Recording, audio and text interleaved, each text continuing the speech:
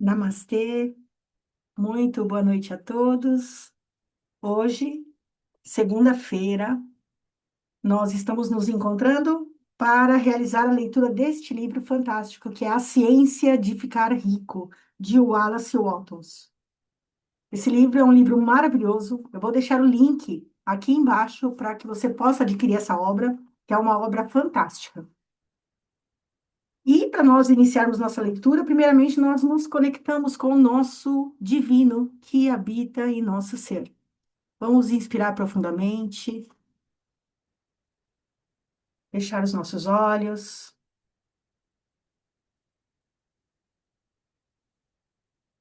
abrir as portas do nosso coração, que é neste local que habita o nosso divino, nosso Deus, nosso Antariame, nosso eu, nossa centelha, ou o nome que assim você desejar.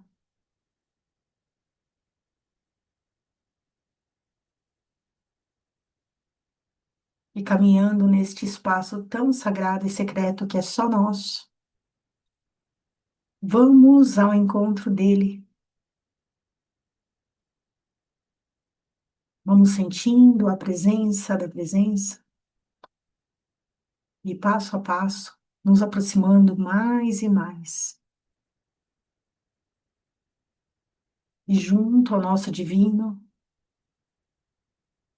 eu te sinto, divino, eu estou aqui e peço que esteja comigo todos os instantes da minha vida e que, se por algum acaso eu perder essa conexão contigo, eu sinta, que eu ouça o seu chamado e eu retorne nesse espaço tão sagrado e tão secreto, que é só nosso, para me conectar novamente contigo, pois quando eu estou contigo, eu sou muito mais sábio.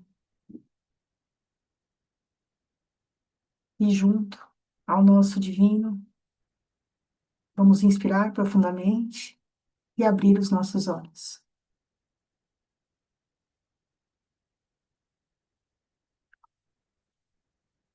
Nós estamos no capítulo 14, estamos encerrando praticamente este livro maravilhoso, com tantos ensinamentos.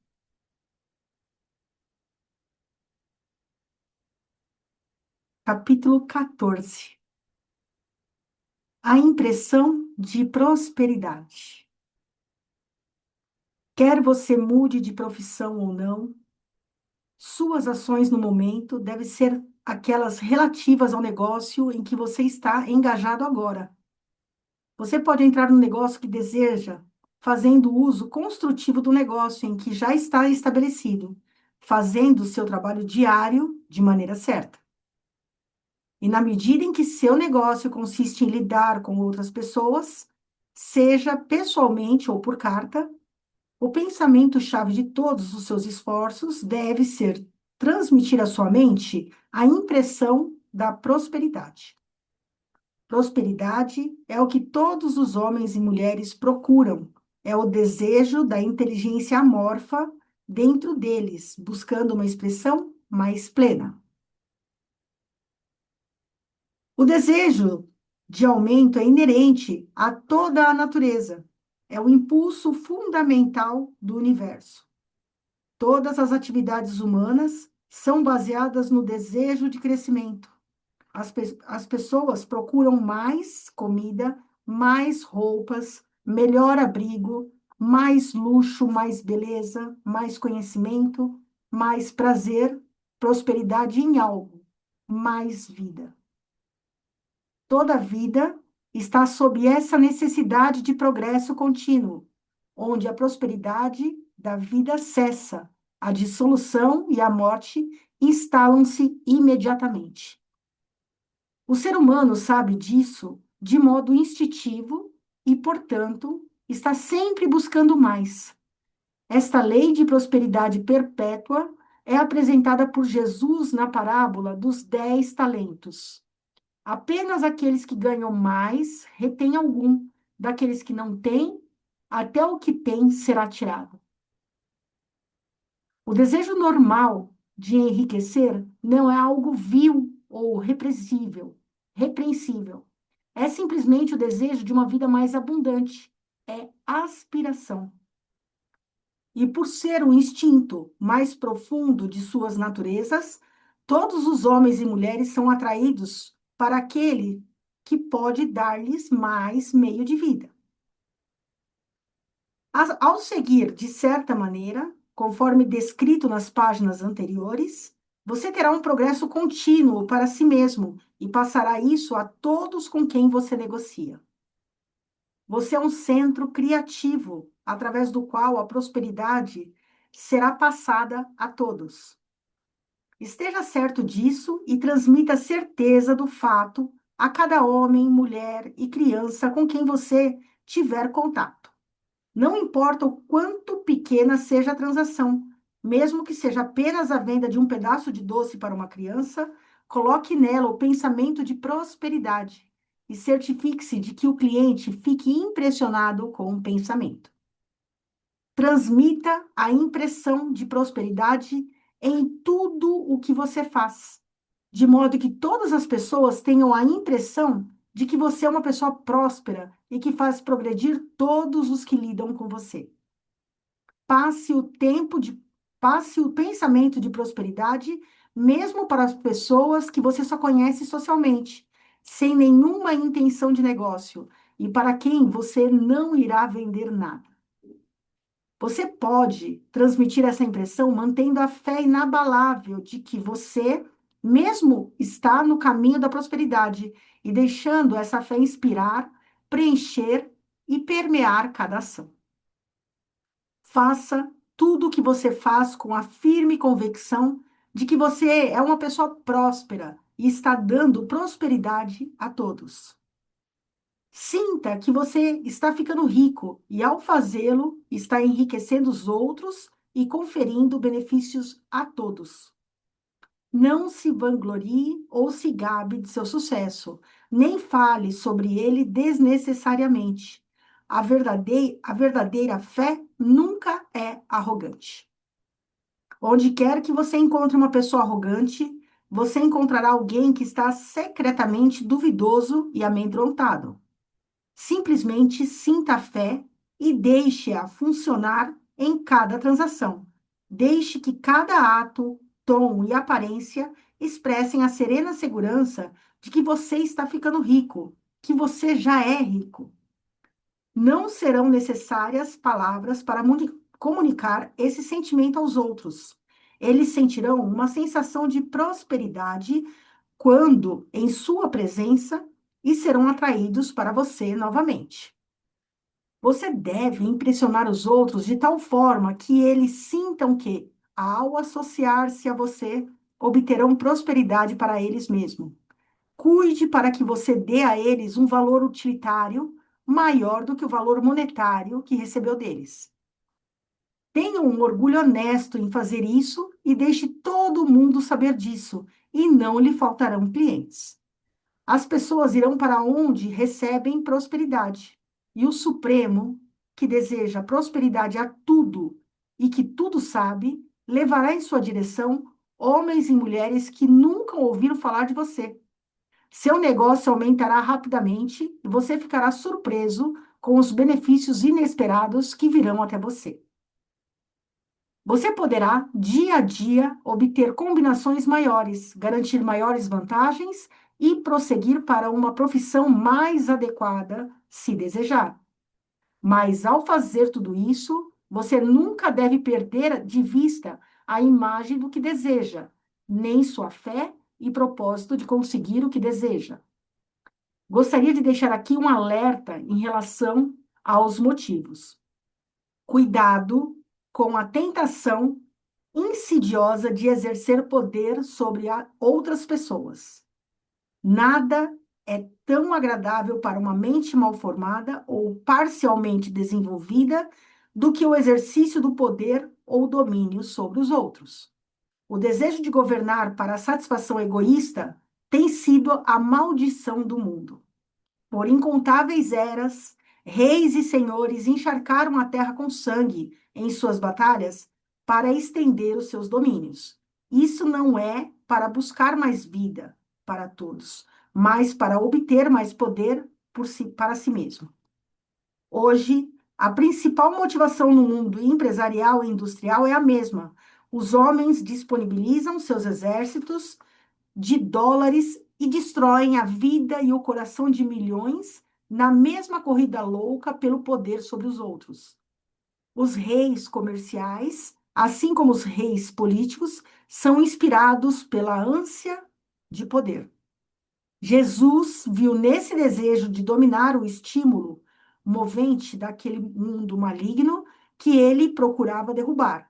Leia o capítulo 23 de Mateus e veja como ele retrata a luxúria dos fariseus de serem chamados de mestres, de sentar-se nos lugares altos, dominar os outros e colocar fardos nas costas dos menos afortunados. E observe como ele compara esse desejo de domínio com a busca fraterna do bem comum, ao qual ele chama seus discípulos. Cuidado com a tentação de buscar autoridade, de tornar-se um mestre, de ser considerado alguém que está acima do rebanho comum, de impressionar os outros pela exibição extravagante e assim por diante. A mente que busca o domínio sobre os outros é a mente competitiva. E a mente competitiva não é criativa. Para controlar o seu ambiente e seu destino, não é necessário que você governe seus semelhantes. E, de fato, quando você cai na luta mundial pelos lugares altos, você começa a ser conquistado pelo destino e pelo meio ambiente. E seu enriquecimento se torna uma questão de oportunismo e especulação. Cuidado com a mente competitiva. Nenhuma declaração do princípio da ação criativa pode ser formulada do que a regra de ouro de Samuel Milton Jones, prefeito de Toledo. O que eu quero para mim, quero para todos. O Samuel Milton Jones, ele nasceu em 1846, morreu em 1904. Ele foi prefeito de Toledo, em Ohio, entre 1897 e 1904, e era conhecido como um defensor excêntrico da reforma municipal. O que nós aprendemos aqui neste capítulo? Que independente de quando a gente está querendo trocar de profissão, se nós estamos querendo trocar de atividade, a gente precisa primeiro sustentar aquilo que nós estamos hoje para depois, com essa base, você ir além. E sempre pensando que a vida por si só, ela sempre vai buscar mais vida. É isso, quando a gente tem esse conceito de que a vida sempre vai buscar mais vida e que, caso ela já esteja vamos falar assim, já esteja já esgotada daquele tipo de vida, ela por si só, ela cria outra vida para continuar trazendo para nós a prosperidade, o benefício, tá? Então, ele fala muito sobre isso. E que a gente precisa ter cuidado com o poder. Então, tem até um ditado que fala, quer conhecer uma pessoa? Dê por poder a ela. Porque quando nós damos poder, aí sim você vai conhecer a pessoa de verdade, se ela vai querer estar aí dominando a todos, ou se ela vai compartilhar com todos. E dentro desse capítulo também ele fala sobre a mente competitiva e a mente criativa. Então, quando nós entramos nesse assunto de poder, quando nós estamos querendo mais poder, e assumimos isso, a gente está na mente competitiva, que não é quando a gente consegue a prosperidade de verdade, que é aquela que se sustenta. A prosperidade, ela só se sustenta quando nós estamos numa mente criativa. Nós somos responsáveis por criar tudo aquilo que nós desejamos. Então, nós somos mente criativa. Então, ele fala para ter cuidado com a mente competitiva, porque muitas vezes nós vamos cair nas malhas, né, dessa mente competitiva e nós, por si só, temos que saber o que que é mente competitiva e a mente criativa. Capítulo 15. A pessoa próspera. O que eu disse no capítulo anterior aplica-se ao profissional e ao assalariado, como também à pessoa que está envolvida com outros tipos de negociações. Não importa se você é médico, professor ou clérigo, se puder dar prosperidade à vida de outros e torná-los conscientes do fato, eles serão atraídos até você e você ficará rico. O médico que tem a visão de si mesmo como um grande e bem-sucedido profissional e que trabalha para a realização completa dessa visão com fé e propósito, conforme descrito nos capítulos anteriores, entrará em contato tão próximo com a fonte da vida que ele terá um sucesso fenomenal e os pacientes virão a ele em multidões. Ninguém tem maior oportunidade de levar a efeito os ensinamentos deste livro do que um profissional da medicina. Não importa a qual das várias escolas ele pertença, porque o princípio da cura é comum a todas elas e pode ser alcançado por todos igualmente. A pessoa próspera na medicina, que mantém uma imagem mental clara de si mesmo como bem-sucedido e que obedece às leis da fé, propósito e gratidão, curará todos os casos curáveis que acompanhar, não importando os remédios que possa usar. No campo da religião, o mundo clama pelo clérigo que possa ensinar a seus ouvintes a verdadeira ciência da vida abundante.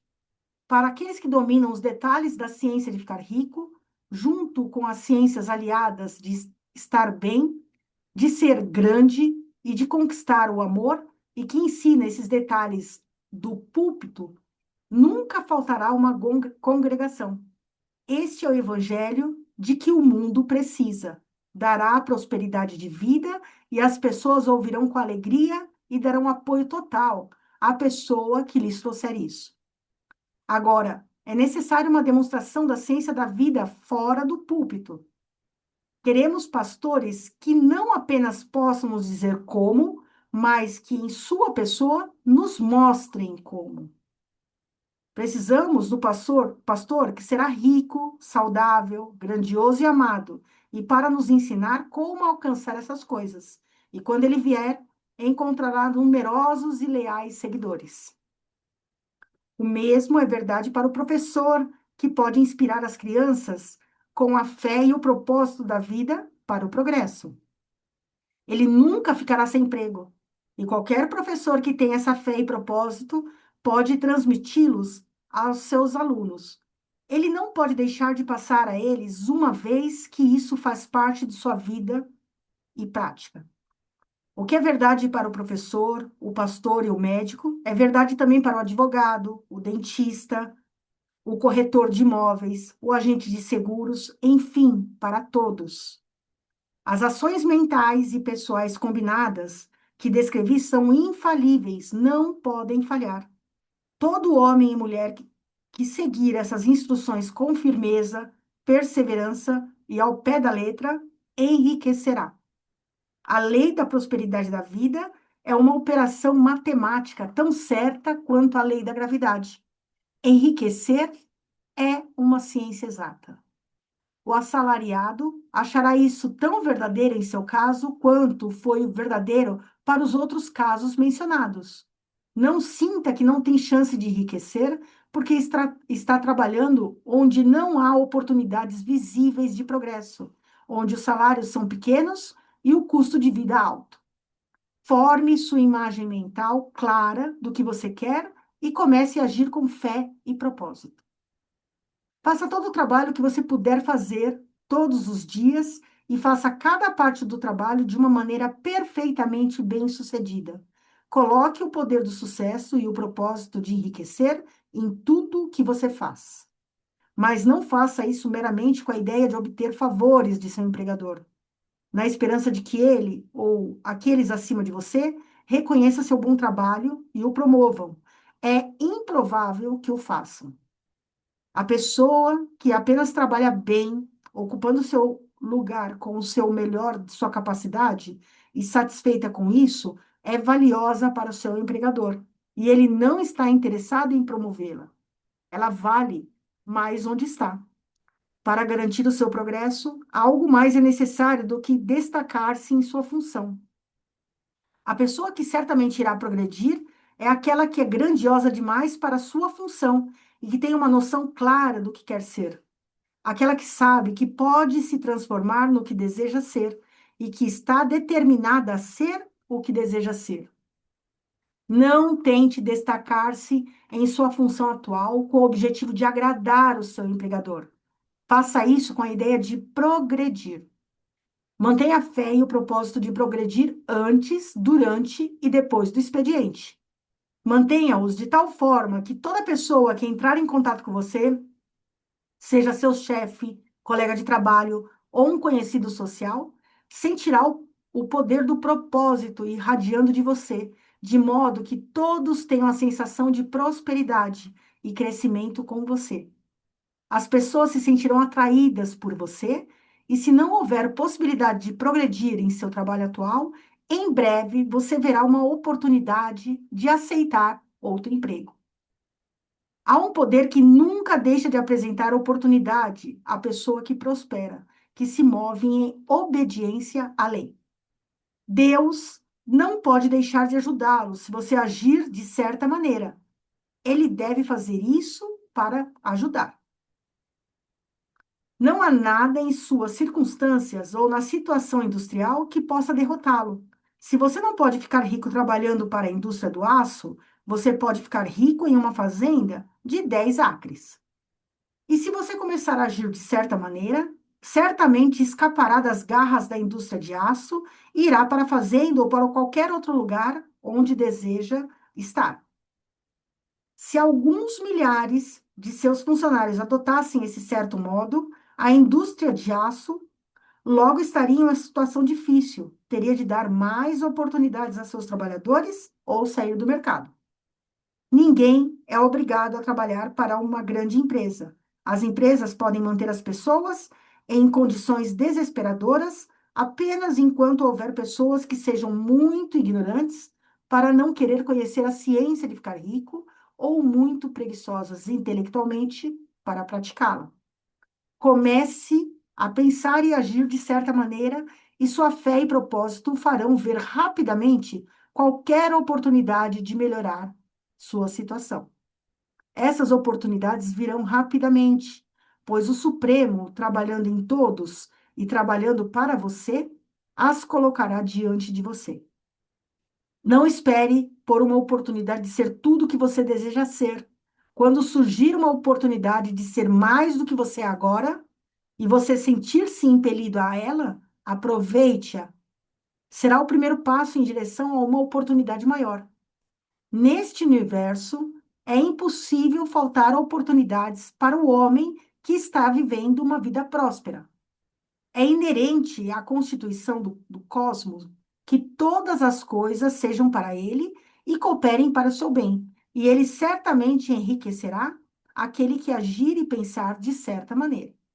Portanto, deixem que os trabalhadores, homens e mulheres, estudem este livro com grande cuidado e iniciem com confiança o plano de ação que ele prescreve.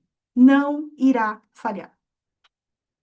O quando que ele fala assim, ele sempre fala fazer de certa maneira. O que é fazer de certa maneira?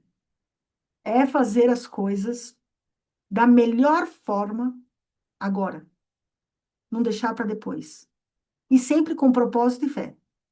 Quando a gente tem propósito e fé nas atividades que a gente faz, quando eu faço aquilo no agora, quando eu não deixo para depois, eu estou fazendo de certa maneira. Eu estou fazendo o melhor que eu possa fazer naquele momento, mas é o melhor mesmo, dá o melhor seu, mesmo que aquela atividade não seja aquela atividade que você sonha em ter naquele momento, mas você tem que fazer daquela forma, da melhor forma, aí você está fazendo de certa maneira.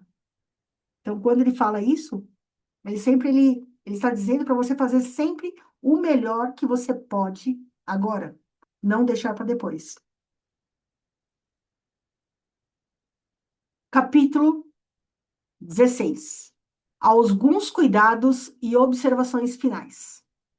Muitas pessoas zombam da ideia de que existe uma ciência exata para enriquecer e mantendo a impressão de que a oferta de riqueza é limitada. Eles insistirão que as instituições sociais e governamentais devem ser alteradas antes que um número considerável de pessoas possa desenvolver as suas habilidades. Mas isso não é verdade.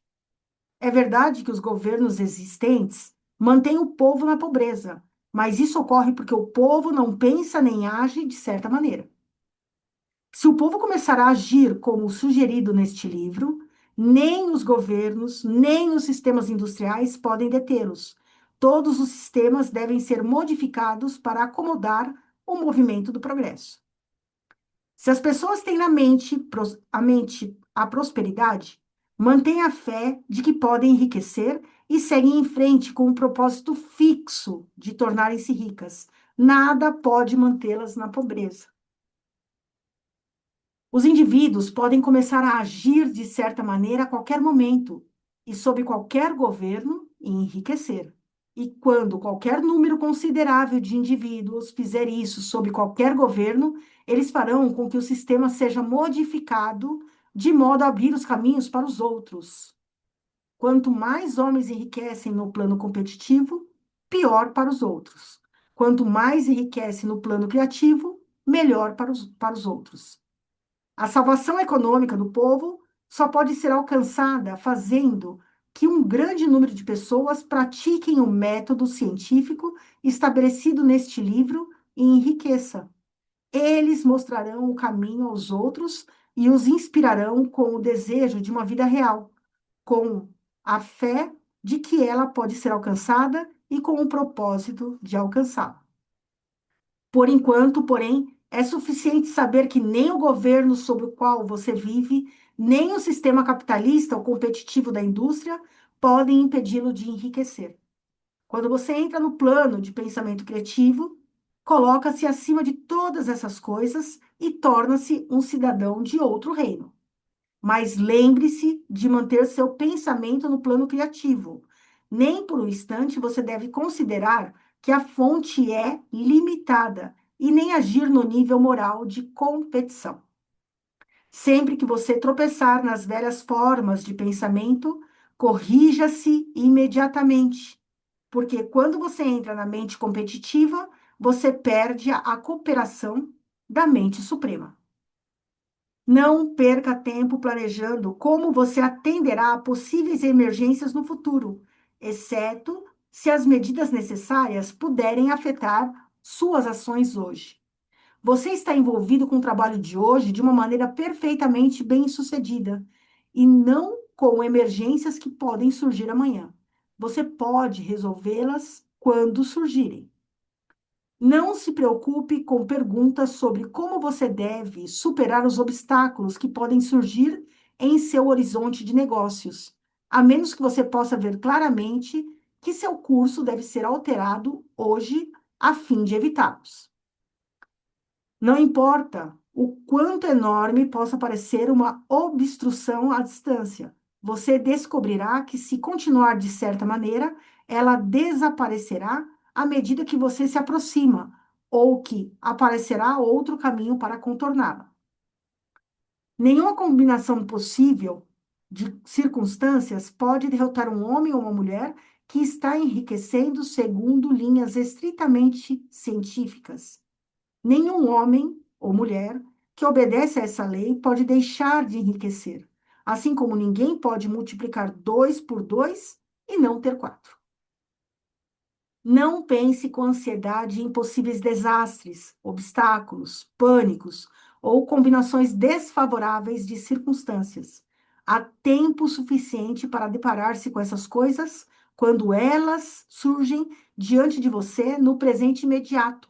E você vai descobrir que cada dificuldade traz consigo os meios para a sua superação. Controle o seu discurso.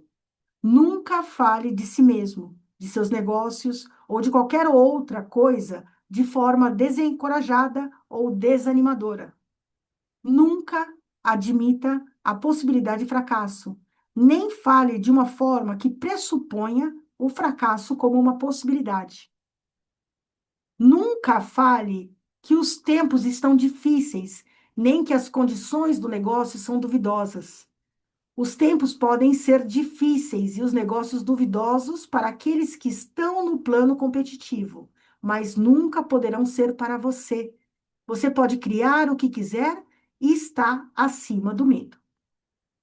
Quando outras pessoas estão passando por momentos difíceis e negócios ruins, você encontrará suas maiores oportunidades. Treine a sua mente e a ver o mundo como algo que está mudando, que está crescendo, e considere que parece ruim como sendo apenas o que é subdesenvolvido. Sempre fale em termos de progresso. Fazer o contrário é negar sua fé. É negar sua fé é perdê-la. Nunca permita sentir-se decepcionado. Você pode esperar ter uma determinada coisa em um determinado momento e não conseguir obtê-la, e isso parecerá um fracasso. Mas se você manter a sua fé, descobrirá que o fracasso é apenas aparente. Continue agindo de certa maneira. E se você não receber aquela coisa, você receberá algo tão melhor que verá que o aparente fracasso foi realmente um grande sucesso. Um estudante dessa ciência decidiu fazer uma determinada combinação de negócios que, na época, lhe pareceu muito desejável, e ele trabalhou por algumas semanas para realizá-la. Quando chegou o momento crucial, veio o fracasso de uma forma totalmente inexplicável. Era como se alguma influência invisível estivesse trabalhando secretamente contra ele. Ele não ficou decepcionado, pelo contrário, agradeceu a Deus por seu desejo de ter sido rejeitado e seguiu em frente com uma mente grata. Em algumas semanas, surgiu uma oportunidade muito melhor, que ele não teria conseguido com o primeiro negócio em hipótese alguma. Então, ele percebeu que uma mente que sabia mais do que ele o impediu de perder o melhor, envolvendo-se com o menor. É assim que todo aparente fracasso funcionará para você. Se você continuar, se você mantiver sua fé, o seu propósito, ser grato e fazer todos os dias, tudo o que pode ser feito naquele dia, realizando cada ato separadamente, de uma maneira bem-sucedida. Quando você falha, é porque não pediu o suficiente. Continue e algo maior do que você está procurando certamente virá até você. Lembre-se disso. Você não falhará porque não tem o talento necessário para fazer o que deseja. Se você continuar como indiquei, desenvolverá todo o talento necessário para fazer o seu trabalho. Não está no escopo deste livro lidar com a ciência do cultivo de talentos, mas é tão certo e simples quanto o processo de enriquecimento. Entretanto, não hesite nem vacile por medo de que, quando chegar a determinado ponto, irá falhar por falta de habilidade. Continue em frente e quando você chegar a esse ponto, a habilidade será fornecida a você. A mesma fonte de habilidade que permitiu ao autodidata Lincoln fazer o melhor governo já realizado por uma pessoa está à sua disposição. Você pode atrair para sua mente toda a sabedoria existente, a fim de cumprir as responsabilidades que lhe são impostas. Continue com toda a sua fé. Estude este livro. Faça dele seu companheiro constante, até que você tenha dominado todas as ideias nele contidas. Enquanto você estiver firmando-se nesta fé, ficará bem se desistir da maioria das recreações e prazeres e ficar longe de lugares onde ideias conflitantes como essas são apresentadas em palestras ou sermões. Não leia um material pessimista ou conflitante, nem entre em discussões sobre o assunto. Evite leituras além dos escritores mencionados no prefácio. Passe a maior parte do seu tempo de lazer contemplando sua imagem, cultivando a gratidão e lendo este livro. Ele contém tudo o que você precisa saber sobre a ciência de enriquecer, e você encontrará todos os fundamentos resumidos no capítulo seguinte. E aqui está a cereja do bolo, que é o resumo deste livro. Capítulo 17.